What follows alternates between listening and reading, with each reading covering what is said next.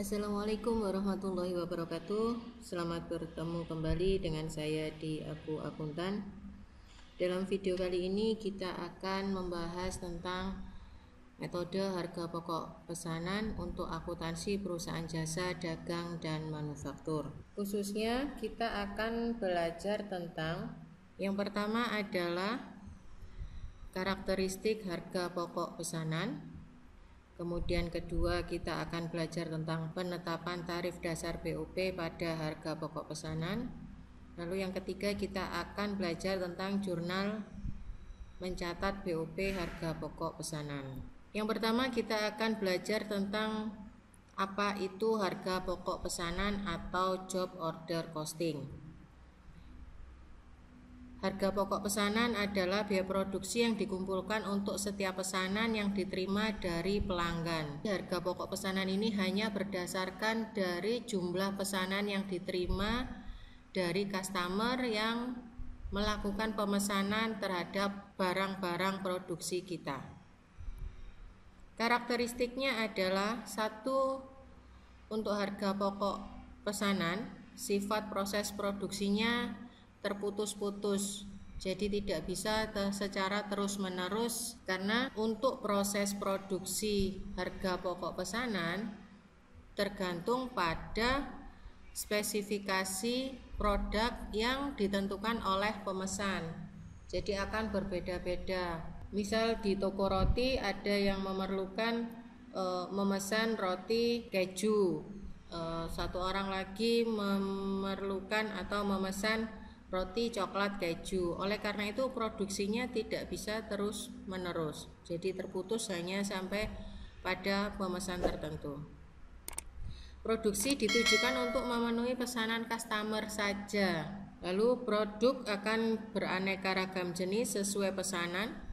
Misal pada industri baju atau garment, model terhadap baju akan beraneka ragam jenis. Jika produksi berdasarkan harga pokok pesanan, maka produsen hanya akan melakukan produksi sesuai dengan ukuran atau model yang diinginkan oleh customer. Di dalam harga pokok pesanan, berdasarkan hubungannya dengan produk, terdapat penggolongan biaya produksi langsung dan tak langsung, di mana biaya produksi langsung ini adalah biaya bahan baku dan biaya tenaga kerja langsung. Sedangkan untuk biaya overhead pabrik itu yang kita sebut dengan biaya tak langsung. BOP dibebankan atas dasar tarif yang telah ditentukan di muka berdasarkan dari pengalaman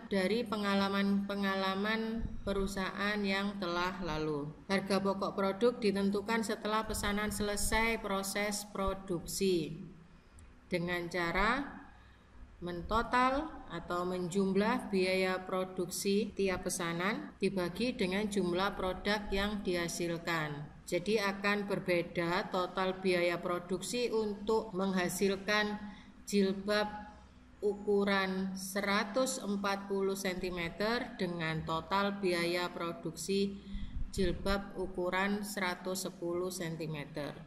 Oleh karena itu, harga pokok produk ditentukan setelah pesanan selesai.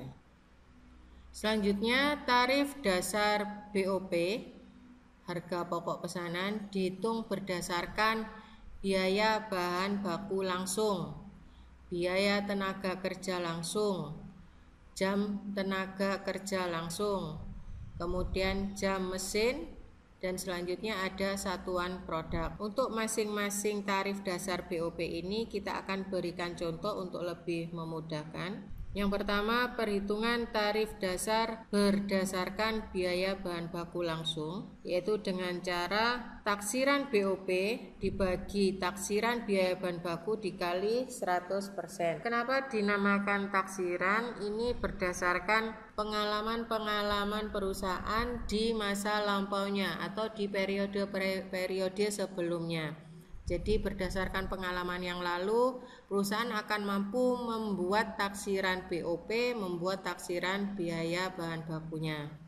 Kemudian tarif BOP ini dapat menentukan BOP yang dibebankan pada produk, yaitu tarif BOP dikalikan biaya bahan baku yang sesungguhnya telah digunakan dalam proses produksi. Sebagai contoh, taksiran BOP pada periode tertentu adalah 2.500.000 dan taksiran biaya bahan baku yang dipakai pada periode yang bersangkutan adalah 2 juta. Hitung prosentase tarif BOP dari bahan dan juga besarnya BOP yang dibebankan pada suatu produk jika menurut catatan biaya bahan yang dikeluarkan untuk produk tertentu adalah 150.000. Rumusnya adalah tarif BOP sama dengan taksiran BOP dibagi taksiran biaya bahan baku kali 100%. Maka taksiran BOP-nya adalah 2.500.000 dibagi taksiran biaya bahan baku yaitu 2 juta. Seperti ini. Kalikan 100%, yaitu hasilnya 1,25% kali 150.000 dari jumlah biaya bahan yang dikeluarkan untuk produk tersebut, yaitu BOP yang dibebankan sebesar Rp187.500. Selanjutnya yang kedua, yaitu taksiran BOP berdasarkan biaya tenaga kerja langsung, di mana rumusnya adalah taksiran BOP dibagi taksiran biaya tenaga kerja langsung dikali 100%. Taksiran biaya tenaga kerja langsung ini adalah taksiran atau perkiraan biaya yang dibayarkan untuk tenaga kerja langsung atau gaji dan upah untuk tenaga kerja langsung, masih berupa taksiran. Kemudian untuk menentukan pembebanan BOP-nya dari tarif BOP kita kalikan dengan biaya tenaga kerja langsung yang sesungguhnya terjadi. Sebagai contoh, taksiran BOP pada periode tertentu adalah 1 juta dan taksiran biaya tenaga kerja langsung sebesar 1.250.000. Hitunglah prosentase tarif BOP dari biaya tenaga kerja langsung dan hitunglah besarnya BOP yang dibebankan pada suatu produk jika biaya tenaga kerja langsung yang dikeluarkan untuk produk yang bersangkutan adalah 400.000. Kita ingat rumusnya adalah taksiran BOP dibagi taksiran biaya tenaga kerja langsung kali 100%. Maka taksiran BOP 1 juta dibagi taksiran biaya tenaga kerja langsung 1.250.000 dikali 100%. Hasilnya adalah 80%. Kita kalikan 400.000, maka BOP yang dibebankan pada produk adalah 320.000. Yang ketiga adalah tarif dasar BOP berdasarkan jam tenaga kerja langsung. Jika di perhitungan sebelumnya adalah berdasarkan biaya tenaga kerja atau gaji dan upah yang kita bayarkan kepada tenaga kerja langsung, maka untuk poin yang ketiga ini adalah jam tenaga kerja langsung atau jam tenaga kerja yang dihabiskan, digunakan untuk menyelesaikan produk tersebut atau produk pesanan ini. Perhitungannya adalah taksiran BOP dibagi taksiran jam tenaga kerja langsung. Jadi yang dibagi adalah jam tenaga kerja. Kalau yang sebelumnya adalah biaya tenaga kerja, maka di poin ketiga ini adalah taksiran BOP dibagi taksiran jam tenaga kerja langsung. Untuk pembebanannya masih sama, tarif BOP dikali jam tenaga kerja langsung yang sesungguhnya. Contohnya adalah taksiran BOP pada periode tertentu 1 juta dan taksiran jam tenaga kerja langsung yang bisa dicapai pada periode bersangkutan adalah 2.500 jam. Hitung tarif BOP per jam tenaga kerja langsung dan hitunglah besarnya BOP yang dibebankan jika jam tenaga kerja langsung yang dicapai pada periode tersebut adalah 2.000 jam. Maka perhitungannya adalah Taksiran BOP 1 juta dibagi taksiran jam tenaga kerja langsung 2.500, yaitu sama dengan Rp400 per jam tenaga kerja. Maka BOP yang dibebankan adalah 2.000 jam. 2.000 jam dikalikan Rp400. Maka hasilnya adalah 800.000. Selanjutnya poin 4, tarif dasar BOP berdasarkan jam mesin. Jadi penggunaan mesin dalam pabrik atau mesin untuk produksi ini mampu digunakan berapa lama, berapa jam yang sudah dipakai untuk selama mesin ini berproduksi. Rumusnya adalah taksiran BOP dibagi taksiran jam kerja mesin. Masih sama, BOP yang dibebankan pada produk sama dengan tarif BOP dikali jam mesin. Contohnya, taksiran BOP pada periode tertentu 1 juta, taksiran jam mesin yang bisa dicapai adalah 4.000 jam.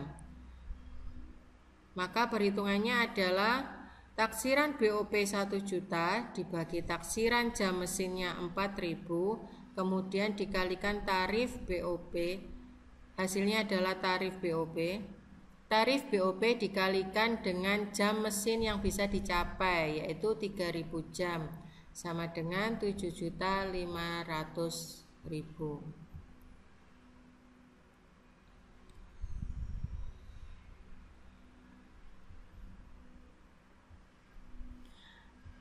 Selanjutnya untuk satuan produk, jadi ini berdasarkan produk yang mampu dihasilkan oleh produsen. Tarif dasar berdasarkan satuan produk sama dengan taksiran BOP dibagi taksiran satuan atau unit produk yang dihasilkan. Kemudian BOP yang dibebankan pada produk sama dengan tarif BOP dikali unit yang dihasilkan. Berikut contohnya, taksiran BOP pada suatu periode adalah 7.500.000 dan taksiran produk yang dihasilkan pada periode tersebut adalah 15.000 unit. Hitung tarif BOP, kemudian BOP dibebankannya jika produk yang dihasilkan pada periode yang bersangkutan adalah 12.000 unit. Kita hitung tarif BOP sama dengan taksiran BOP dibagi taksiran unit yang dihasilkan. Jadi 7.500.000 dibagi taksiran 15.000 sama dengan Rp500 per unit. Maka BOP dibebankannya adalah 12.000 unit produk yang dihasilkan dikali Rp500 sama dengan 6 juta untuk BOP yang dibebankan. Lalu poin yang ketiga, kita akan mempelajari jurnal mencatat BOP harga pokok pesanan. Jadi sebetulnya ini sudah pernah kita bahas di video sebelumnya. Tinggal kita ulang saja. Jurnal mencatat BOP harga pokok pesanan.